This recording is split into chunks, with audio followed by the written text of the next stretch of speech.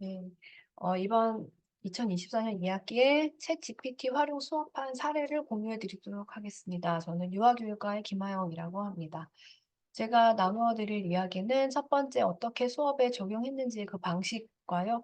학생들이 반응이 어땠는지 그것을 분석해서 알려드리도록 하겠습니다. 수업에 적용한 방식은 조활동에서 활용하도록 안내를 했습니다.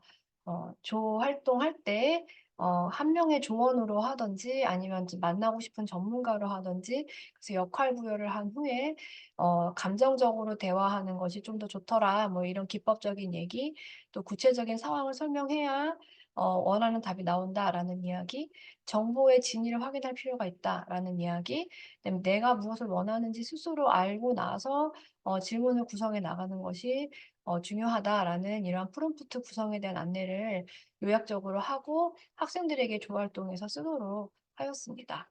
조활동을 좀 세부적으로 살펴보면 이번에 1 학년과 또 전공심화 학생들 두 대상으로 이제 적용을 해 봤는데요. 조활동이 이제 디자인 싱킹이나 프로젝트 기반 학습을 활용하면서 거기에 챗GPT를 같이 병행하는 그러한 형태였습니다. 그래서 사전 학습을 한 후에 주제는 이와 관련돼서 현장에서 문제를 보이는 유아에 대한 사례를 찾고 교육적 해결 방법 구성하기, 이제 요렇게 약간 좀 큰 범주의 주제를 주면서 요 조 활동을 한 5주 정도 진행하도록 계획을 했습니다. 챗GPT를 조 활동할 때마다 쓰도록 했고요. 조원의 한 명으로 써든지 인터뷰 대상으로 하든지 이렇게 했습니다. 이 "조원의 한 명으로 해라."라고까지 저는 이야기했는데 학생들이 뭐 자료 조사를 시킨다든가 자료 정리, 또 "아이디어는 어떠니?" 뭐 이런 질문, 그다음에 뭐 유치원 로고를 제작한다든가 이러한 이미지에 대한 디자이너 등으로 다양하게 활용하고 있었습니다. 또 디자인 싱킹에 공감하기 단계에 있는 인터뷰의 대상으로도 활용하게끔 했는데요. 인제 우리가 만나는 그 사례의 주변 인물에 대한 그 의견들을 물어볼 수 있는 그런 인터뷰 대상으로 활용했고, 학생들이 그러한 조활동을 통해서 결과물을 이렇게 산출을 했습니다. 1 학년 같은 경우는 이제 "수업 계획안을 만들어라."라고 제가 큰 틀을 주어서 이제 고런 형식으로 받았는데, 전공심화 같은 경우는 진행을 하다 보니까 다양한 형태의 결과물이 나와서 제가 처음에 제시했던 틀을 버리고 학생들이 만들어내는 다양한 결과물로 제가 인제 받아서 진행을 했습니다.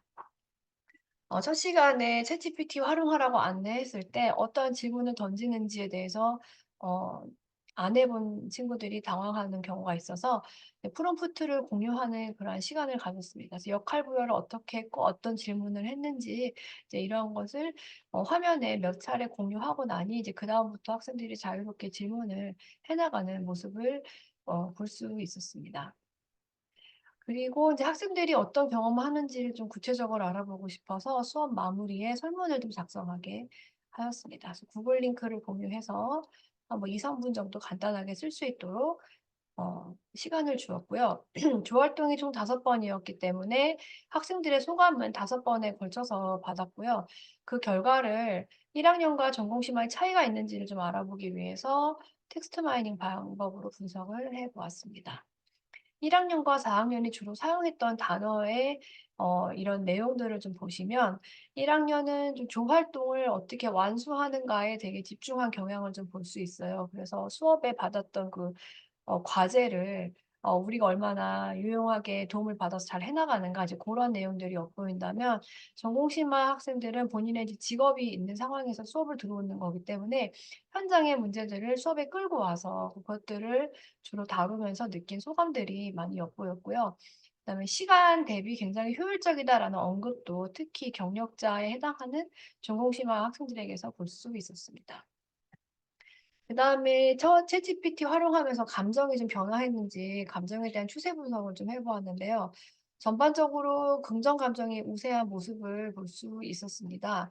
근데 중간 단계로 갈수록 약간 긍정 감정이 감소했는데, 이때 마지막 차수로 갈수록 인제 그 챗GPT의 한계를 조금씩 느꼈던 것 같아요. "질문 구성이 좀 어렵다. 원하는 답이 나오지 않는다." 무료 버전이기 때문에 질문을 마냥 할 수가 없잖아요. 그래서 이제 고런 것들이 불편했다. "정보가 너무 많아서 힘들다." 내지는 "틀려서 힘들다." 그리고 인제 "아이디어가 획기적이지가 않고 너무 일반적이다." 요러한 내용들이 쪼끔씩 나왔습니다. 중립감정이라는 거는 이제 챗GPT에 대한 객관적 태도로 보여지는 여러 의견들이었어요. 그래서 뭐 기술이 발달했구나, 앞으로 많이 사용되겠다, 학습자가 무엇을 준비해야 될까, 이제 이러한 언급들이 있었습니다. 하지만 이제 마지막 차수에는 이런 것들이 동반 상승을 하는 모습을 보였는데 이 격차는 전공심화가 훨씬 적었기 때문에 이런 측면으로 봤을 때 전공심화 친구들이 좀 더 객관적으로 이런 형태를 가지지 않았을까 이렇게 추론해 볼 수 있겠습니다. 그래서 이제 한 학기 시범적으로 챗GPT를 사용해서 학생들의 반응을 좀 보고 활용한 결과를 좀 결론을 내려보면 1학년 학생들은 창의적 아이디어 발굴 도구로서 굉장히 신기해하고 재밌어하는 모습을 볼 수 있었어요. 그래서 이런 기대감과 흥미가 유지될 수 있는 도전 과제를 준다던가 또 새로운 방법들을 같이 찾아본다던가 이제 이렇게 수학 설계를 하면은 유용하겠다라는 생각을 했고요.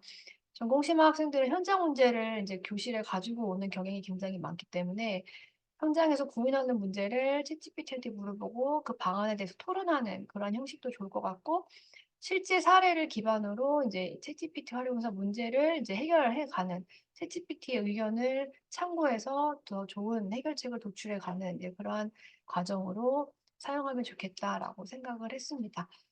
이것으로 이번에 제가 사용한 이런 챗GPT 수업 사례를 마무리하도록 하겠습니다. 감사합니다.